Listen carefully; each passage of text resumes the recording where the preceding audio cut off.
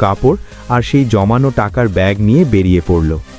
সে একটি চিরকুট রেখে গেল যেখানে লেখা ছিল যে তাকে যেন কেউ না খোঁজে, কারণ সে হারিয়ে যায়নি, বরং সে তার স্বপ্নের জন্য লড়তে যাচ্ছে। তার বাবা এই খবর শুনে খুব রাগান্বিত হলেন এবং তাকে ধরার জন্য গ্রাম জুড়ে ঘোড়া ছুটিয়ে খুঁজলেন। কিন্তু হেলেনা ততক্ষণে অনেক দূরে স্টেশনের পথে চলে গেছে। তার মনে কোনো ভয় ছিল না, বরং ছিল স্বাধীনতার এক অদ্ভুত আনন্দ। শহরের জীবন ছিল হেলেনার জন্য একেবারেই অপরিচিত।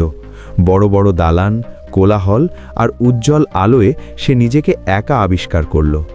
শুরুতে সে একটি ছোট এবং কনকনে ঠান্ডা ঘর ভাড়া নিয়ে কাজের সন্ধান করতে লাগল, কিন্তু অধিকাংশ মানুষই তাকে ফিরিয়ে দিচ্ছিল। কখনো কখনো তাকে বাসি রুটি খেয়ে থাকতে হতো, আবার কখনো না খেয়েই রাত কাটাতে হতো। তবুও সে হাল ছাড়ল না। একদিন বাজারে কমলা বিক্রি করা এক